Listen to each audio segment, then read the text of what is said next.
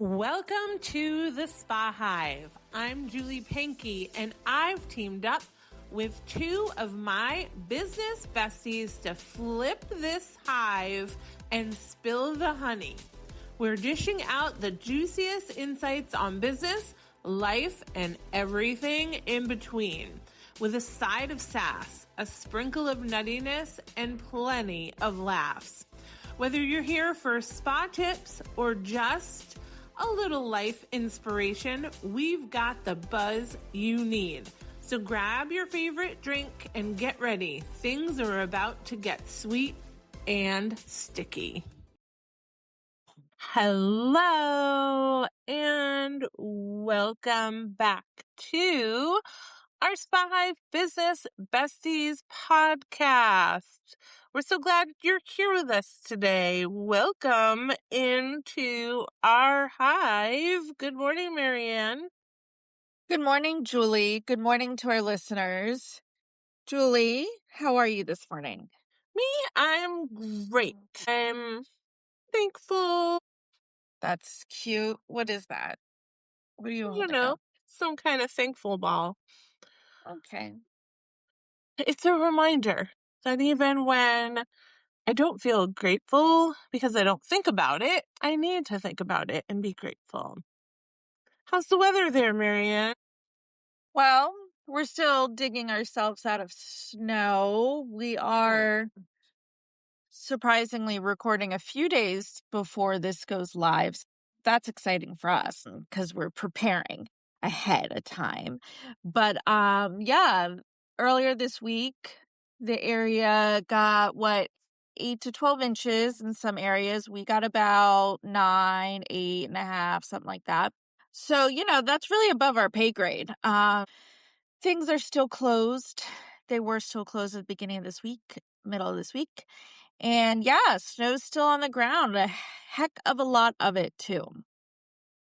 Yeah. Yeah, I know. I am not a fan of snow. Which is the funniest thing because you have lived in Maine for a very long time and you are from New England in general. So I always find it funny that you're allergic to pine and you don't like snow. Doesn't make any sense. Yeah. But I will be honest, Gary and I have talked about, if we would want to move year round somewhere. Because right now we're visiting South Carolina, and there's nowhere else I would want to be in, I don't know, 3/4 out of the year. Yeah. So, I just don't feel like, I have lived outside of New England, but I don't feel like that I would really want to live anywhere else year round. Like, there's nowhere else I love enough. I feel like I would really want to spend at least like May through October. Yeah. Yeah. Because I just love it so much. But I have never liked the snow. I used to be forced to play out in the snow as a kid. And, I never was into like downhill skiing. I was into like cross country skiing for a while. Like when I was in high school and early into college, my auntie and I would go cross country skiing sometimes in Vermont, and that was fun. And Gary and I like to do some outdoor activities like snowshoeing or outdoor hiking or even cross country skiing, but not right now when it's frigid. It has to be like a sunny, 38-degree day for me to be able to do an outdoor activity. And then I sweat. Once you get going, you start to sweat and you feel warm, and then the cool air feels refreshing. But yeah, I'm not a snow bunny. No, not at all. So it is a little cool down here, but it's all relative. At home, I think that Gary said with the wind chill, it's supposed to be like negative something, -8. In Georgetown, because, I think it's maybe a little bit of a windy day. Yeah. But here it's going to be sunny and like mid 50s. Oh So boy. cool-ish, and it's going to cool down here this week.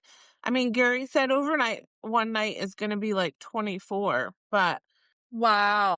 um during the day it'll get to like 50. Some days might get to like 60, but then it's like going to be a week of it and then it's going to be gone. Boom.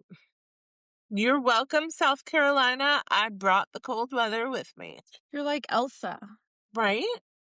There you So, what are go. we talking about today? Today, we're talking about redefining success, our goals versus reality. I mean, I think it's a good time. We're At the ends of January. at the end of January, right? So, we were thinking a great topic for the end of January would be a January reality check. When goals don't go exactly as planned. So, we wanted to check in with everybody, see how your goals are going.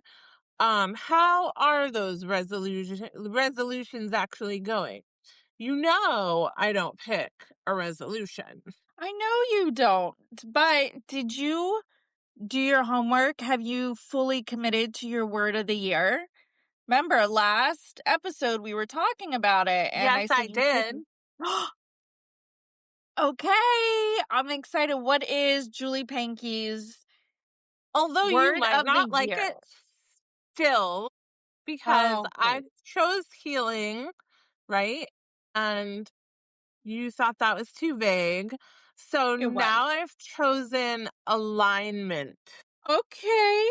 So, alignment in all areas of my life. So, listening to my body early, right? Not pushing through, things that might be warning signs, listen to it when it um talks to me a little bit versus waiting for it to like completely scream out to me, designing kind of my work and business goals, around what's important to me, being sure that I hold my boundaries.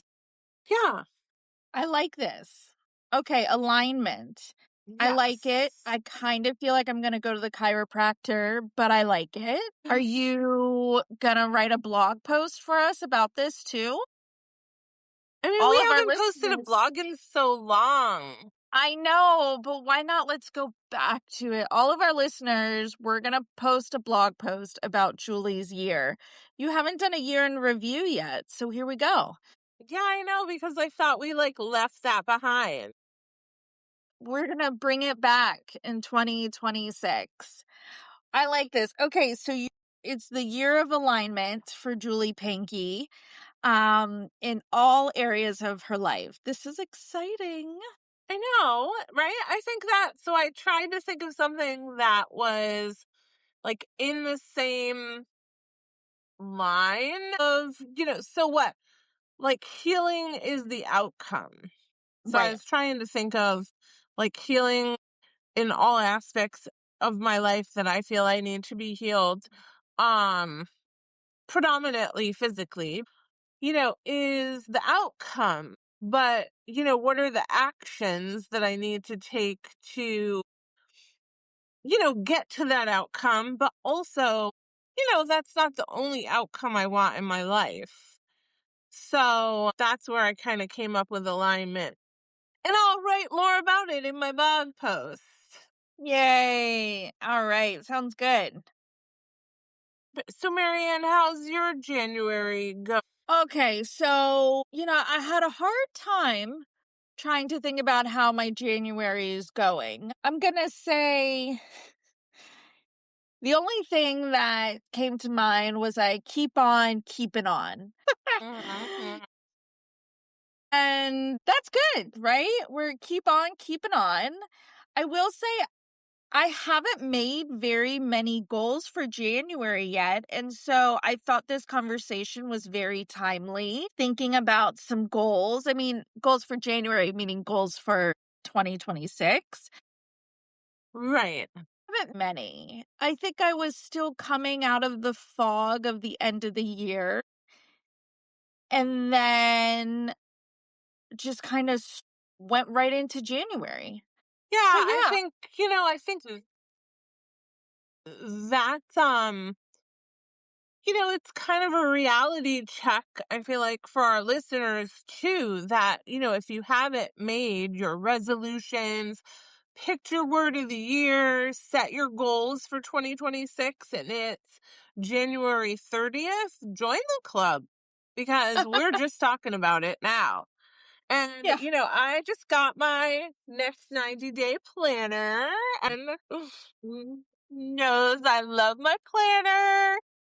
And I was going to get a different kind of planner.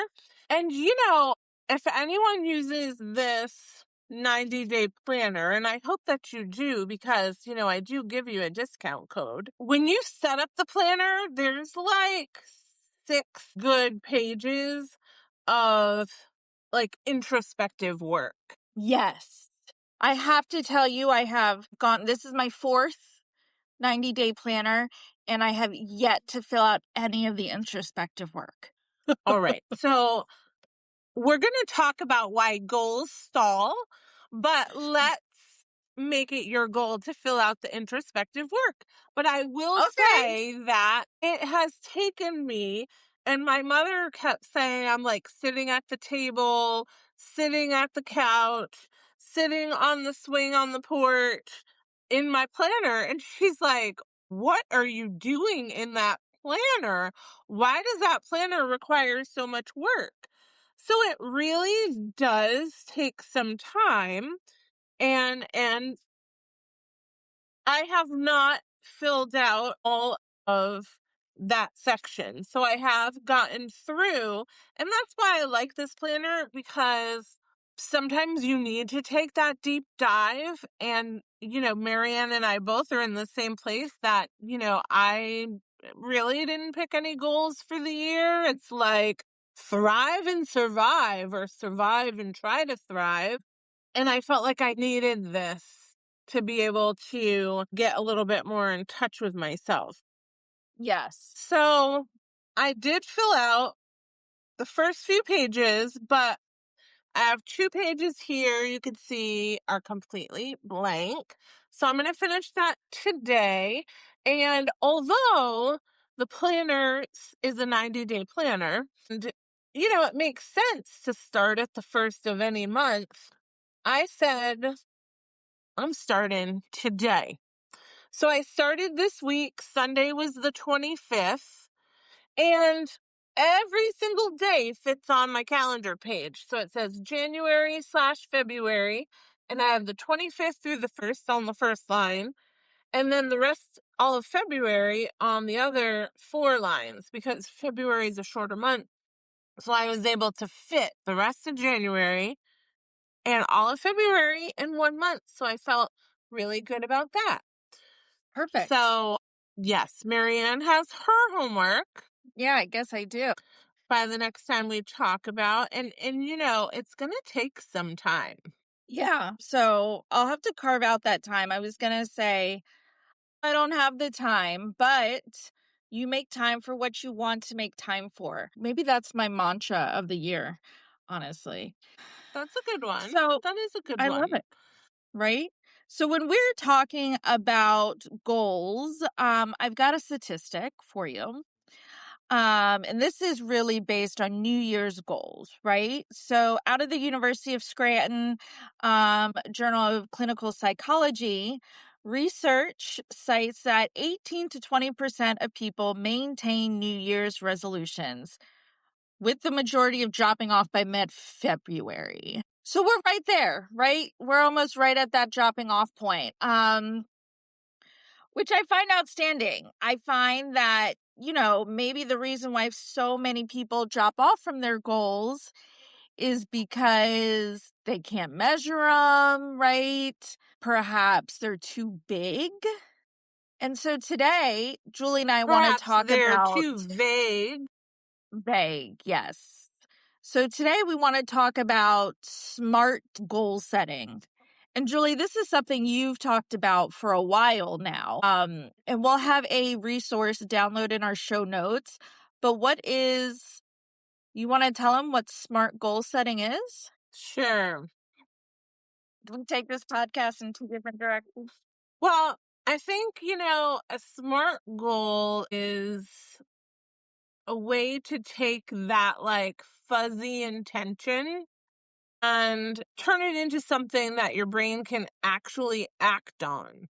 Because sometimes our goals are too vague, they're too lofty, they're too big, and that's why my planner is good, because it brings your goals down to what you can actually achieve in a week, 30 days, 90 days versus what might be your 5-year plan, right?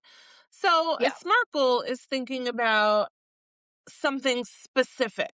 So I want to be healthier, right? Yeah, we all want to be healthier, but what is specific about that goal? So maybe I'm going to commit to walking 20 minutes after dinner or 20 minutes after breakfast. So when you're creating a specific goal, ask yourself, what am I actually doing to achieve this goal, to get to this goal? So that's the S. The M is measurable. So how do you measure your success? How will I know if I was successful at doing this? You could say, I'm going to exercise more in 2026, but commit to, I'm going to walk 3 times a week. So Right. I have the goals of, and I put down like some of my goals, but it is, to exercise more, all the things that make me feel better. So in my journal, and I'm going to give you a look into, what makes me tick is, what nourishes your soul and sustains your success. So I put moving my body, getting outside, prayer and meditation, having my regular acupuncture, sleep, reading, and having an infrared sauna. So when we talk about the things that I say the way I want to feel for 2026 and the things that are important to me, those are not specific goals, right? Those are outcomes. So Right. how do I get to that place? So we have the specific, we have the measurable. Is it achievable? That's the A. Can I lose 25 pounds in a week? No, not achievable. Can I walk 7 days a week at 5 a.m.? No, not achievable. I mean, I guess it is for some people, but it's not for me. The R, relevant. So it matters to who you are becoming, not just like what sounds good. Like, I should do this. Like, Right. everybody is doing this, and I should be doing this. Like, I should have created my goals by now, and one of my goals should be this. No. Is it relevant? Does it support your health, your business, your sanity? So if I'm saying the way that I want to feel is one way in 2026, do my goals, are they relevant to supporting, my word for 2026? And then timely. So the T is, you know, is there a time frame?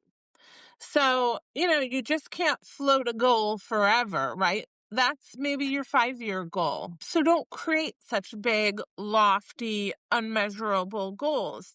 To this, I think we're going to provide a SMART goal worksheet for you so that you can create at least one SMART goal for yourself. I'm going to do this for the next 30 days.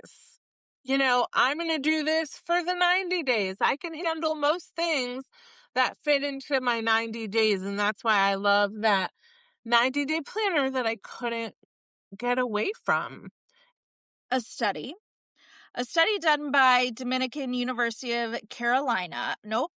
A study done by the Dominican University of California says that participants, so they did this study, right? And participants who wrote down goals and tracked progress weekly were 33 to 42% more likely to achieve them.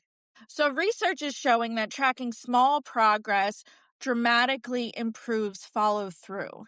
And everybody can track their progress different, but I think that goes back to our in our SMART model of Uh-huh. measurable, right? How do you measure these goals? Are you going to break it down into like a mini goals? And if they're habits, how are you going to track that?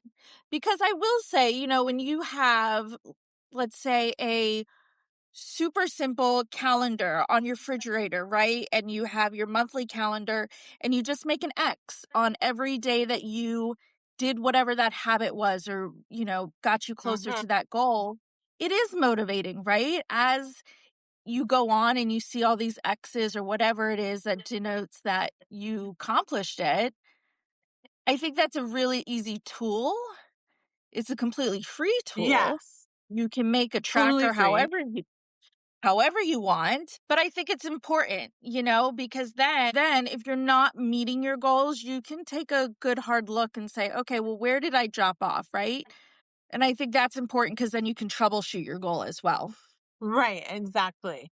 Yeah, I agree. And I mean, the big thing is, don't create 30 goals Mhm. because we all know that's not sustainable. And so think about the few things that you want to focus on. You could have an overarching goal, an overarching theme like I do of the year. But what are the baby steps? And just like when I consult businesses, right? I mean, our goal is to make an additional $1 million this year, right? Well, that's a great lofty goal, but how do you break it down into little micro goals and every single day taking baby steps and sometimes backward steps and sometimes giant leaps towards achieving that goal. And so the goal doesn't seem so crazy and lofty as a business, depending on your business size. Um, be able to hit those goals, whether it's a personal goal, a professional goal. I know, MaryAnn, you shared something by Mel Robbins focus on identity shift. And I like this that success starts with thinking of who you are becoming what you do. And it's funny because my acupuncturist tells me this all the time. It's the way that we talk to ourselves, and it's the way that you tell yourself that there's something wrong with you. So, whether it's physical, emotional, work wise, you're telling yourself, like, why can't I achieve this? Whatever it is. I want to lose weight. I want to walk every day. I want to drink more water. I want to sleep 8 hours. Whatever it is, what's wrong with me? Why am I not able to sleep 8 hours? Why am I not able to drink the water? Why am I not able to get the team members to, follow the protocols and standards that we set for them? And and so, she always tells me that instead of thinking of it as like, what am I doing wrong? Why is there something wrong with me? Realize that there is, like, you believe what you are becoming, like it's your reality already, right? I am healthy, I am healing, I am successful. And so your actions follow what you identify with. So if I am someone who prioritizes my health, I am a business owner who builds sustainability. I am a person who keeps promises that I make to myself, right? What you believe, Yeah. you become versus I always give up. I never can do this. Why can't I ever achieve this? Well, that's almost, well, two things I would say. That's very much manifesting, right? Yeah. I feel like that's manifesting, which, some people think that's a little woo woo, but it's also goes with the adage of, you know, dress for the job that you want and not the job that you have type of attitude, Exactly. right? Right. Which is, I guess, a little less woo-woo that people can easily digest. So I think that goes hand in hand. I love that, because it also emphasizes the importance of the journey and the progress, not just the outcome. Because when you're saying, let's say we're just using, I want to be more healthier, right? If you are already saying, I am a healthy person, right? You're kind of making those small little things that you are doing important, right? And you're giving yourself good confidence and good feedback to keep going. So I think that's important in a lot of ways. I like that. Yeah, and I hope it's helpful to our listeners. And I want them to remember, and we need to remember this too. Tweaking a goal isn't failure. It's intelligence. That adjusting means that you're paying attention, and you're paying attention is how real changes happen. So, I invite our listeners, just like we've been doing, revisit a goal, edit it, keep going. If you haven't created your goals for 2026, then do so. Create a goal, even if it's one goal that you have for 2026, or one goal that you have for the next month. It doesn't even have to be for the whole year. It might be snowy where you are, and you might be suffering from a little seasonal depression, and I know that I do that. And so creating one goal that will help support your physical health, your mental health, and then that supports who you are and who you show up for your family, for your coworkers, for the people that you lead. So think about in our time away from each other between this week and next week, what might be that small goal. And if you have to revisit a goal that you set for the year, you set the goal. My goal is to lose 35 pounds this year. And I say that over and over because it's a big goal that people set, right?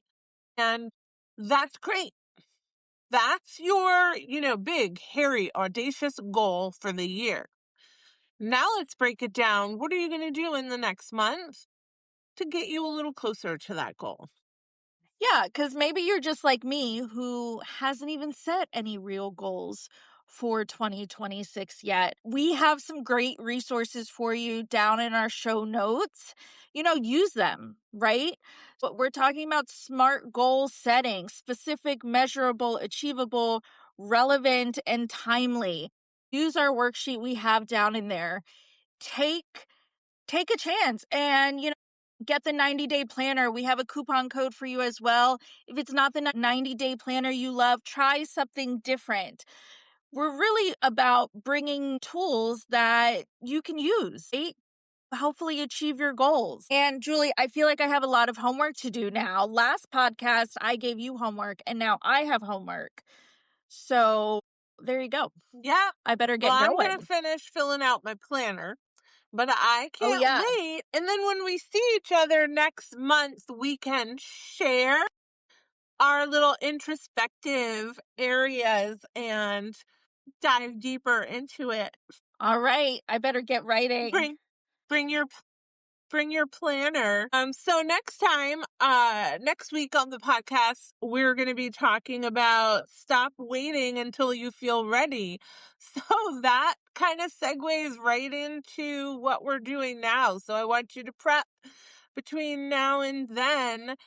Use our resources, and next week we're going to talk about doing it scared and what that means. So thank you for joining us on the podcast. As always, we are so grateful that you choose to spend 20-30 minutes with us here during your ride home or walk on the treadmill or your busy day.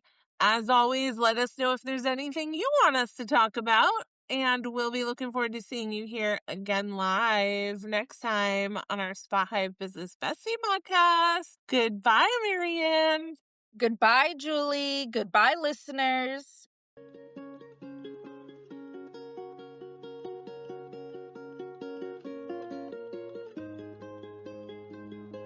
If I've piqued your interest, even just a little bit, about the Spa Hive, good news! You can learn more over at our free Facebook community. That's right, head on over to Facebook, search Spa Hive Professional Community, and join me, my Spa Hive board, and over 400 other spa, hospitality, and wellness professionals there. The community is always free, chocked full of tips, tricks, and educational content to serve you. Look forward to seeing you there.